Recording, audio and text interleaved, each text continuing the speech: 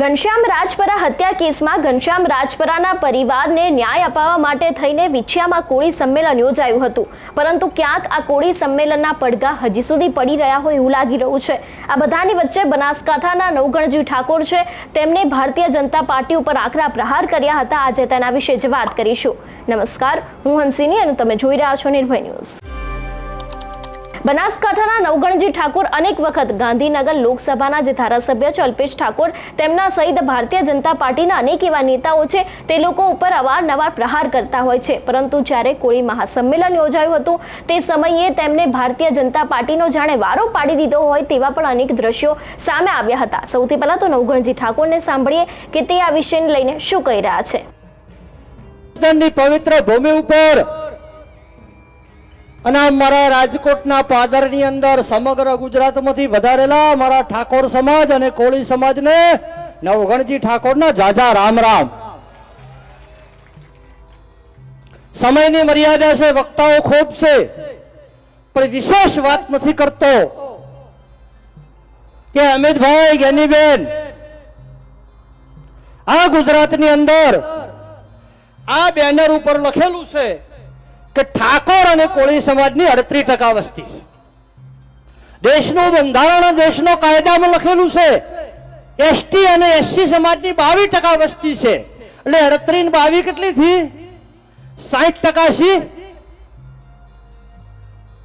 સાથે તમે દલિત અને આદિવાસીનો સાથ મેળવો એટલે 20% એ થયા, એટલે ભલા મોણો 80% ગુજરાતમાં તમારી વસ્તી છે અને તમે હાશી ભાજ્યા થઈને 30 વર્ષથી ફરો। આ ગુજરાતની અંદર મારા ગીરના હાવજો બીમાર પડી જાય, મારા બેટે ઉંદરડે મૂસો મેળવવાની ચાલુ કર્યું છે। ઉંદરડે એટલે આ પોજરે ગળાવો ને કે ઘરમાં મેલો ઉંદરડે મારવાની દવાઓ ઓયને ગુજરાતમાંથી વેશ કરવાનો હવે સમય આવ્યો છે। સમગ્ર ગુજરાતની અંદર ઠાકોર સમાજ અને કોળી સમાજની 38% વસ્તી હોય, એસસી એસટી ની 22% હોય, દલિત આદિવાસી 20% હોય, 60% આપણી વસ્તી છે।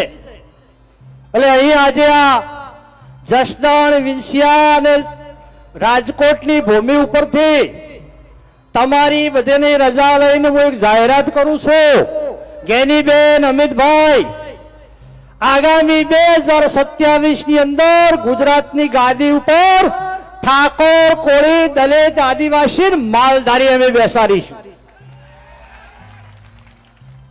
પણ સાથે સાથે તમારે અમારા હમો લમણો રાખવો પડશે। વર્તમાન સમયની અંદર છેલ્લા 20 વર્ષથી હું જોઉં છું ટીવી ની અંદર રોજ ઠાકોર સમાજનું આંદોલન હોય, રોજ કોળી સમાજનું આંદોલન હોય।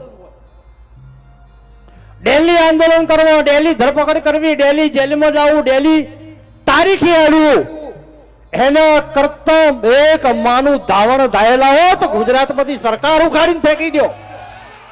તમારી 38% વસ્તી છે અને 38% વસ્તી હોય અને તમને આ લોકો ગુલામ બનાવીને શીલે બોધી રાખે અને તમે બેઠા બેઠા શેગડું હલાવો છો। આમ આમ આમ આમ આમ આમ શરમ આવે છે, ગુજરાતમાં શરાબ બને। તમારા કરતા તો ગુજરાતમાં 9% વસ્તી જેની છે, લોકોને પ્રણામ અને વંદન કરું છું કે એ લોકો સરકારને 1.5 કલાકમાં ઝુકાઈ શકે છે। કેટલી વસ્તી છે એમની ગુજરાતમાં? 9%। તમારી કેટલી છે ગુજરાતમાં? 38%। તો 38% વાળા હાશી ભાજ્યા અને 9% વાળા મારા બેટા બાદશાહ। તમારે બાદશાહ રહેવું છે, હાથી ભાજ્યા રહેવું છે, નક્કી। ઘણા લોકો મને ગુજરાતમાં એવું કહે છે કે ભાઈ આ જાતિવાદી માણસ છે, કુમવાદી માણસ છે। હું જાતિવાદી નથી, હું કુમવાદી નથી। જેની ગામમાં વસ્તી વધારે હોય એનો સરપંચ હોય છે કે નથી હોતો? મને હા નાનો જવાબ આપો। તો ગુજરાતમાં આપણી 38% વસ્તી છે, 22% એસસી એસટી આપણામાં રાજી છે, દલિત આદિવાસી આપણામાં રાજી છે। આપણી 80% સંખ્યા વાળા ગુજરાતના મુખ્યમંત્રી ના બેસી શકો? બોલો। એટલે જે લોકો આ વિંસિયાનું સંમેલન બંધ કરાવવા ફરતા હતા એમને હું આ વિંસિયાની ધરતી ઉપરથી ચેલેન્જ મારી નવઘણજી ઠાકોર કહેવા માંગુ છું કે આ સંમેલન નથી ભાજપનો વિરોધ કરવા, નથી આ સંમેલન કોંગ્રેસનો વિરોધ કરવા, આ સંમેલન કોઈ રાજકીય આગેવાનની કારકિર્દી ખતમ કરવા નથી.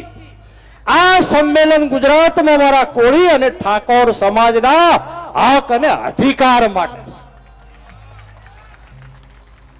એ લોકોને ખરાબ હવાઓ જે ફેલાવે, આમ ફેલાવે, તેમ ફેલાવે.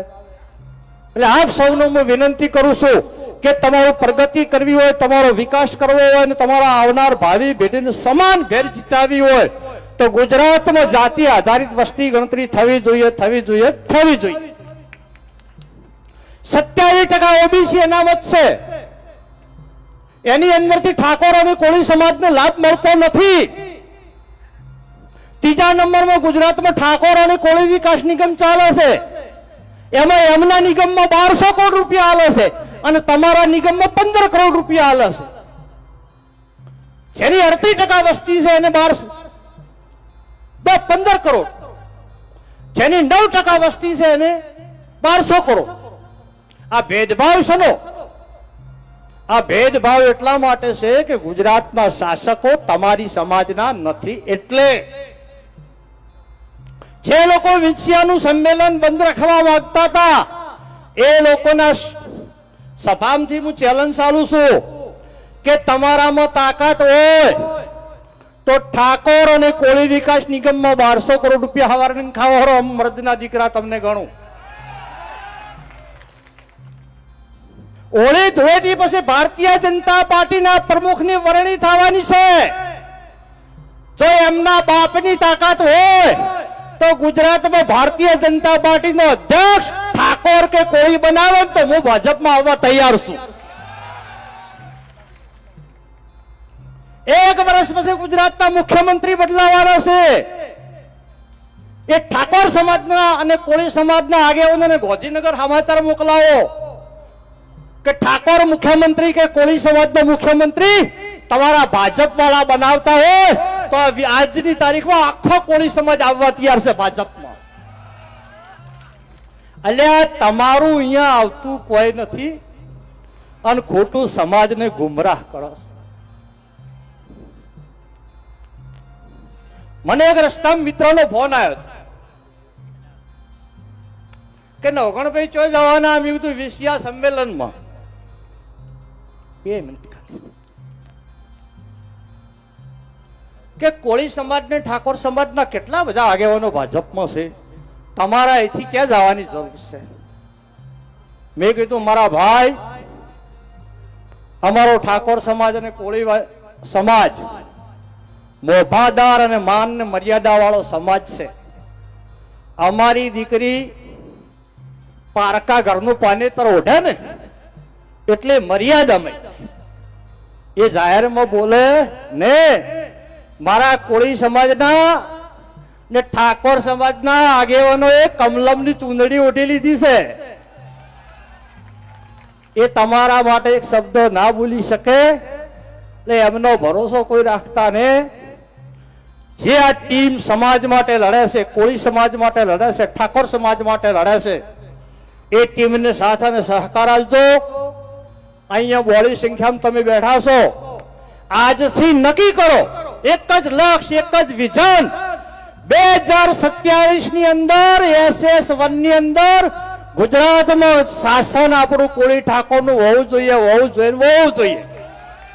કોઈને વાત ગમે કે ના ગમે, બાકી આ વાત મને ગમે છે ને હું તમને કરું છું. જ્યાં સુધી આપણી સરકાર નહીં આવે ત્યાં સુધી આપણો વિકાસ થવાનો નથી. આયોજક મિત્રોએ મને 2 શબ્દો કહેવાની તક આપી, મારું સન્માન કર્યું, તે બદલ આપ સૌનો ખૂબ ખૂબ આભાર વ્યક્ત કરું છું. સૌને જય સદારામ.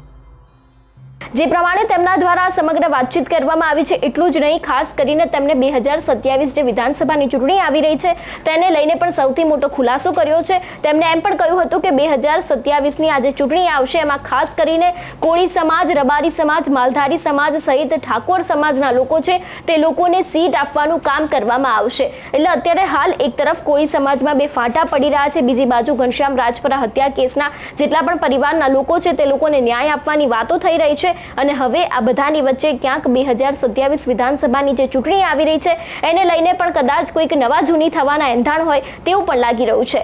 તમારું શું માનવું છે આ વિષયને લઈને અમને કમેન્ટ કરીને ચોક્કસ જણાવજો. તેની સાથે જ અમારી ચેનલ નિર્ભય ન્યૂઝને લાઇક, શેર અને સબસ્ક્રાઇબ કરવાનું ભૂલશો નહીં. નમસ્કાર.